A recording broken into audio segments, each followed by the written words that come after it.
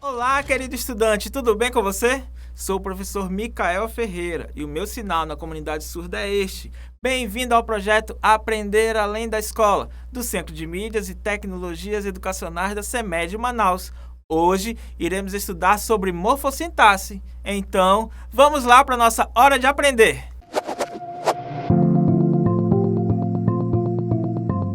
Se você já passou por uma obra de construção civil, com certeza reparou na quantidade de trabalhadores que ali estavam, correto?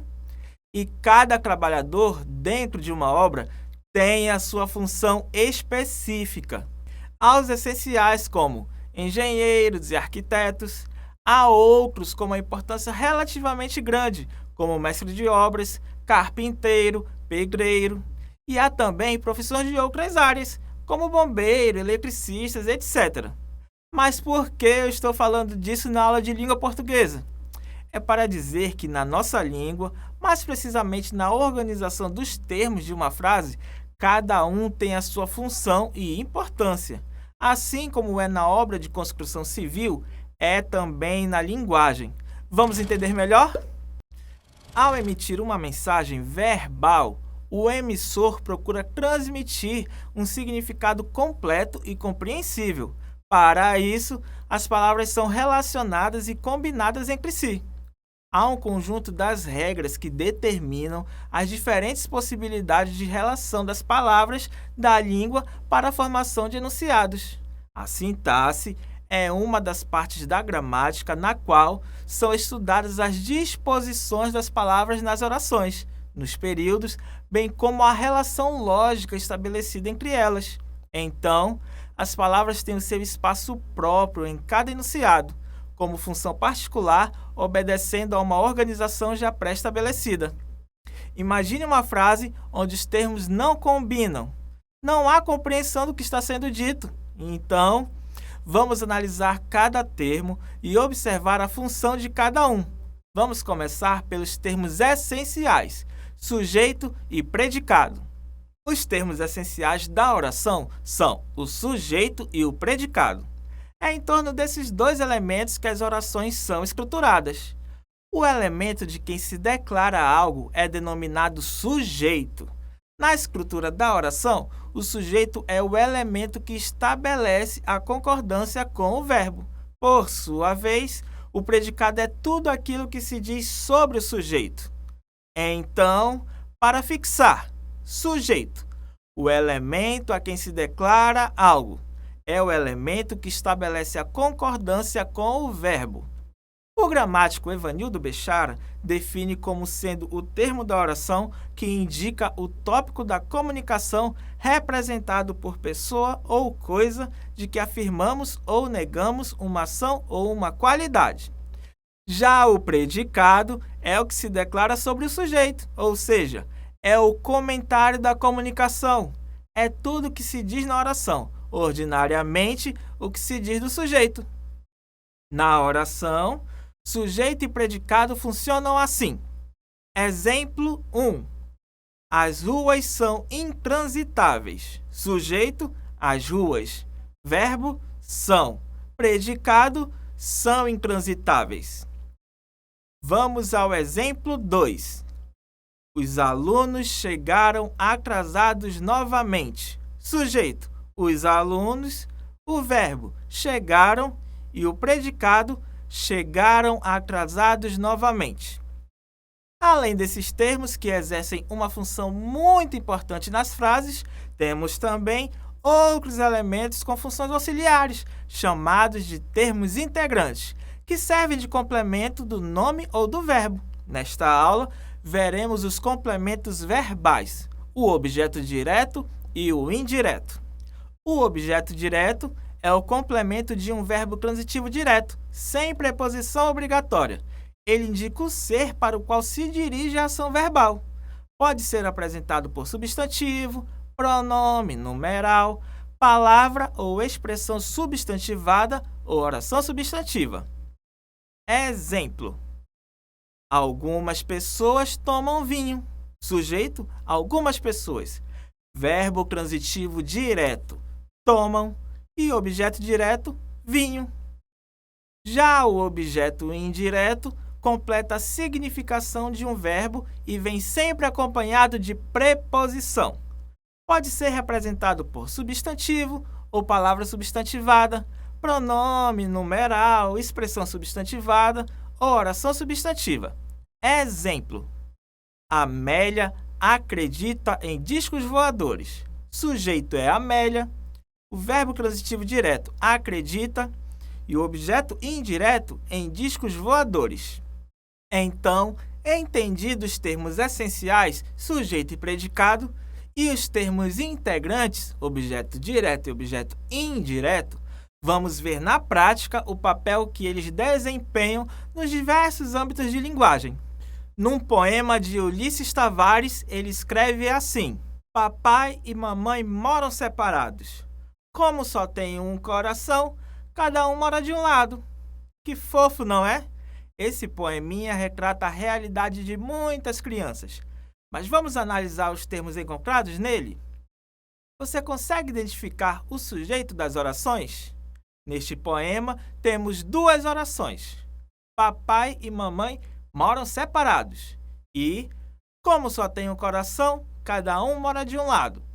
Na primeira oração, o sujeito é papai e mamãe, pois é sobre eles que a declaração é feita. Eles desempenham a ação de morar separados. E essa ação é o nosso predicado, porque, em termos essenciais, a oração se divide em sujeito e predicado. Logo, quando identificamos o sujeito, todo o resto é predicado. E na segunda oração, já se declara sobre uma outra pessoa, que é a própria pessoa que atua no poema, o que chamamos de eu poético, que, no caso, segundo a conjugação verbal, se trata da primeira pessoa do singular, o eu. O verbo ter na forma tenho se combina com o eu. Eu tenho. Portanto, o eu é o sujeito desta oração. Logo, todo o resto da oração é predicado. E os objetos? Será que já conseguimos identificá-los? Quero sua ajuda para ler a frase a seguir. A revista publicou tudo. Observe o verbo publicou e perceba que ele precisa de um complemento para completar o seu significado. Esse complemento é o nosso objeto, tudo. E se trata de um objeto direto, pois se liga ao verbo sem preposição. Agora, vamos ver o outro tipo de objeto. Observe este cartaz de uma campanha de saúde pública. Observe a primeira oração. Doe leite materno. Aqui temos um exemplo claro de objeto direto, pois o complemento do verbo leite materno está ligado diretamente à forma verbal doe, cujo complemento é sem preposição. Por isso, chamamos de objeto direto. Querido estudante, vamos testar nossos conhecimentos? Acompanhe comigo a hora da atividade. Atividade 1. Identifique o sujeito da oração. A menina distraída perdeu o anel. Letra A. Anel. B. A menina. C. Perdeu o.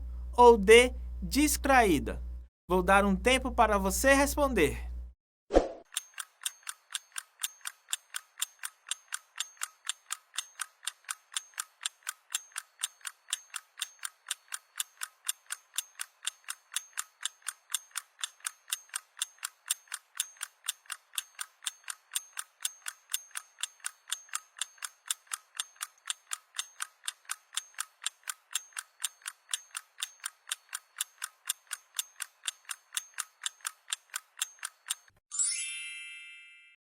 Vamos à resposta? Para identificarmos o sujeito de uma frase, é necessário que verifiquemos a quem se refere a declaração. Nesse caso, o que foi dito na declaração refere-se ao termo A menina. Portanto, a resposta correta é a letra B. Atividade 2. Identifique e classifique o objeto da oração. A plateia aplaudiu o artista famoso. Letra A. O artista famoso, objeto indireto. B. O artista famoso, objeto direto. C. A plateia, objeto indireto. E letra D. A plateia, objeto direto. Vou dar um tempo para você responder.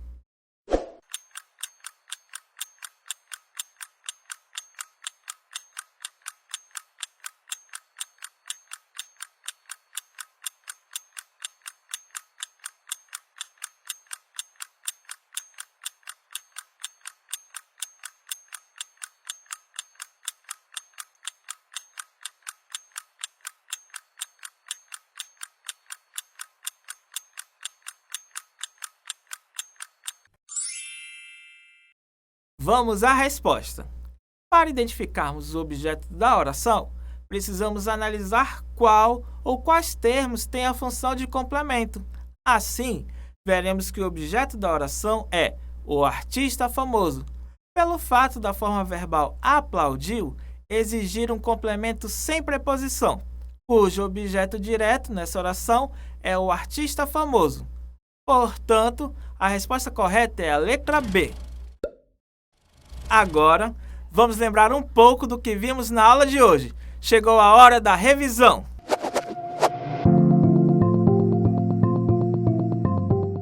Na aula de hoje, estudamos alguns termos específicos e suas funções dentro de um enunciado. Analisamos os termos essenciais da oração, sujeito e predicado, e os termos integrantes da oração, objeto direto e indireto. Acompanhamos alguns exemplos e vimos na prática as suas funções sendo desempenhadas. Agora, vamos finalizar nossa aula acreditando que já podemos sair daqui sabendo um pouco mais sobre morfossintaxe. Tchau, tchau, um grande abraço!